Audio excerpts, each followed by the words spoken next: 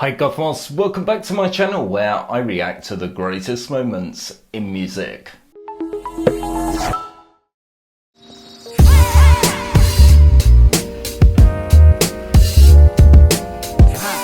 Okay then, we haven't had a random one in a while, and these random videos, I might create a playlist because these don't fit into any other category, but they involve the music themes, is what I'm saying. Okay. Bill Bailey. I love Bill Bailey. He makes me laugh a lot.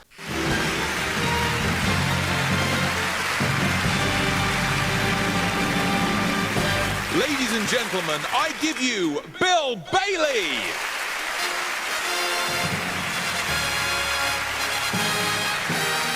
Oh, blimey, this is going back a bit.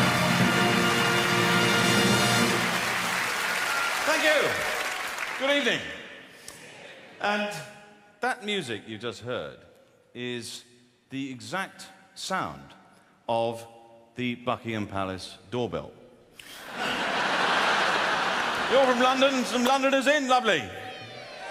Yes, I love London. London's great. Oh, it's brilliant. I love it. It's such a magnificently multicultural, magnificent, wonderful place. There's a butcher's at the end of my road called Halal. Is it meat you're looking for?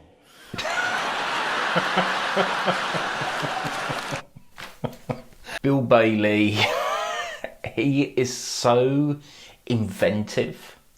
You know, because clearly he's a funny dude, you know, comedian in his own right.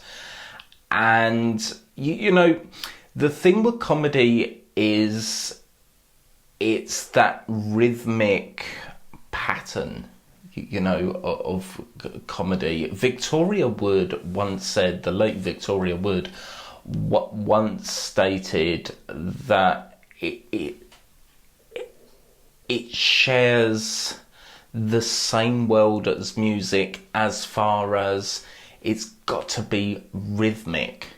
You know, the comedic situations have got to have that rhythmic value.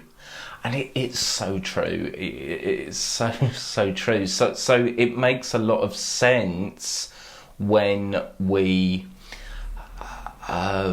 meet someone like Bill Bailey, who is a funny man, and he injects that into the music world.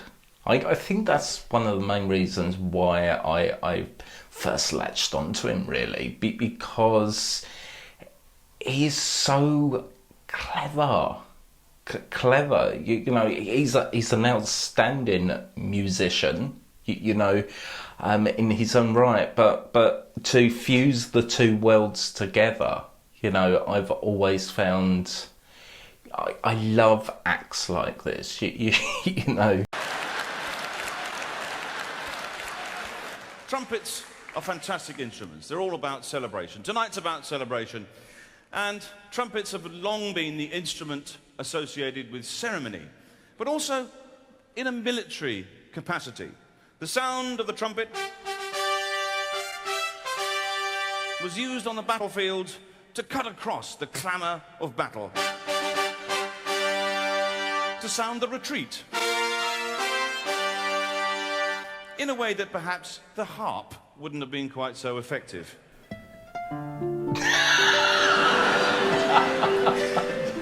Retreat, retreat, move backwards with your feet.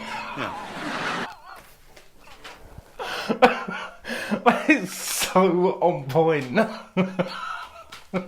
And do you like the way he's using musical situations, you know, in the humour here? You know, that's so true about the old trumpets. You know, they've got a long history of you know, ceremonial usage, you know, as far as you care to, you know, wander back with that history book. You know, it's you hear a trumpet and I think of royalty. You know, that's my association with the old trumpets. So yeah. And classical music also contains functional elements to it. I'll give you an example, something which is used often in piano music. It's called the Alberti bass. Mozart was a big fan. And I think it's a way of enlivening rather unremarkable TV themes, you know, like EastEnders, for example. Which is so depressing, isn't it? To me, that sounds like everyone is going to die. It just... But with the Alberti, of course. It sounds so different, doesn't it? You know, taking that angle.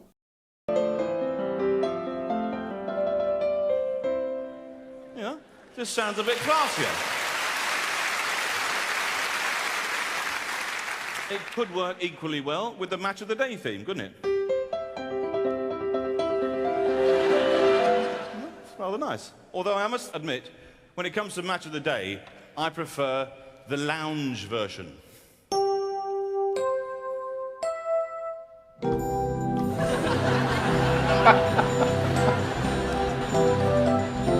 Oh my God! You know that he's so inventive. He's so inventive. You know, you wouldn't necessarily think, you know, that 60s lounge scene, which was so popular. Okay, they brought out a series of lounge, I suppose, LPs. It would have been. You know, so while you were entertaining your guests, fun and frolics by the gramophone, you could whip that on and oh, lovely wallpaper, Martha. I don't know where Martha. I don't know any Martha.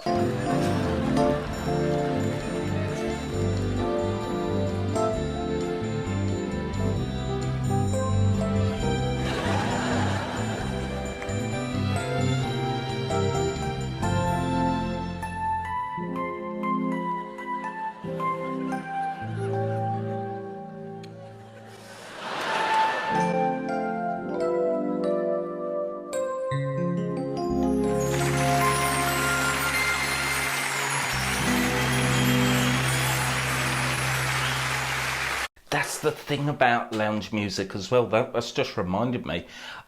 They always used to use a lot of that gliss ending. Now, the Match of the Day theme is a rather brisk and jolly march, isn't it?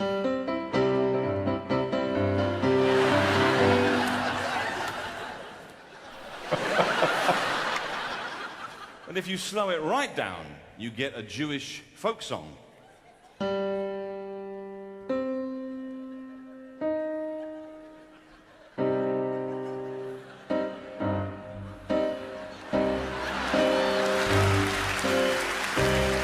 Absolutely love Jewish folk songs.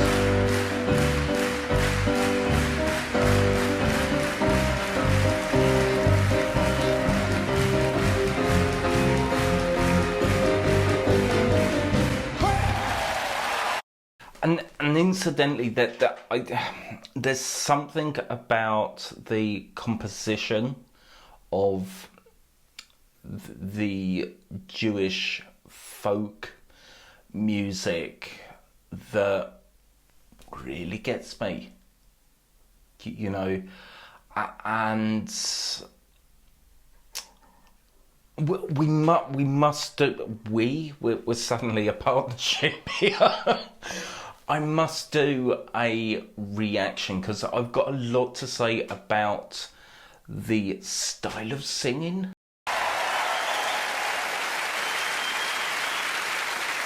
And there you see the mark of a great tune, very versatile. And another thing about a great tune, you can play it on any instrument. And I'd like to demonstrate that now as I play a medley of popular songs on a rather unusual instrument. What's it got?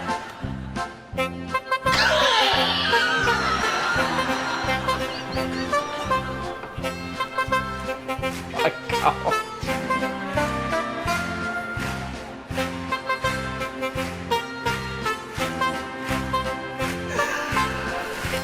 Oh my God.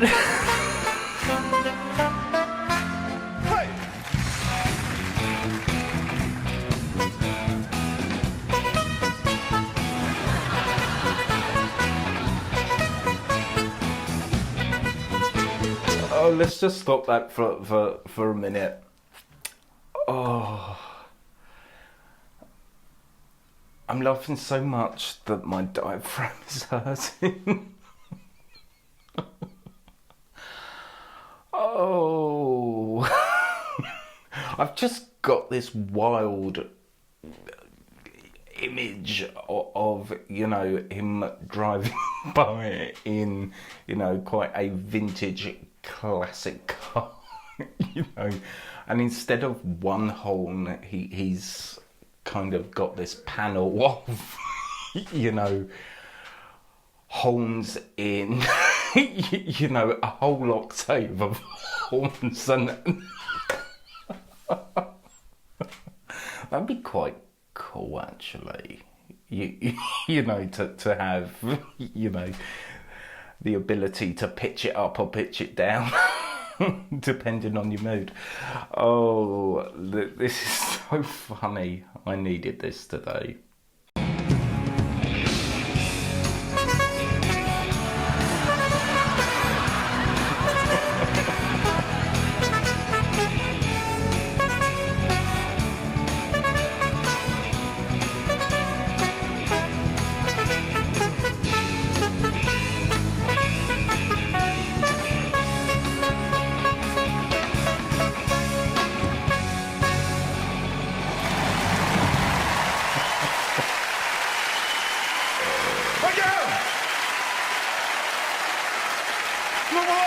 Let's try something that's never been tried before.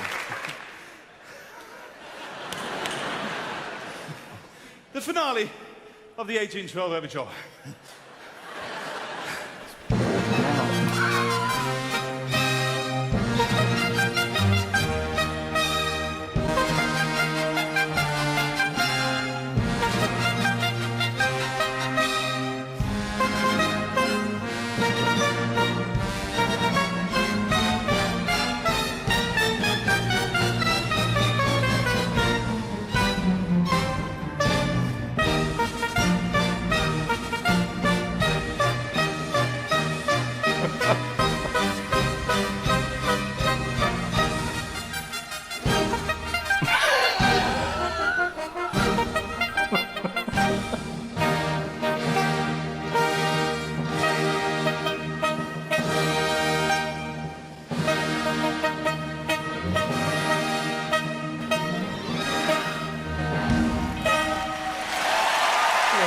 Thank you!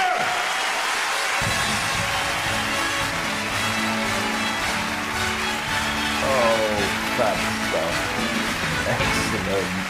I really like him to have a crack at something so crazily fast, like, I don't know, Liszt's Hungarian Rhapsody. Okay, if you know anything about Liszt's works, oh, they challenge the most skillful of musicians. You know, I just watch in admiration, really. Bang Bang Bosh. God, that was a bit Anne Robinson. Right. See you later.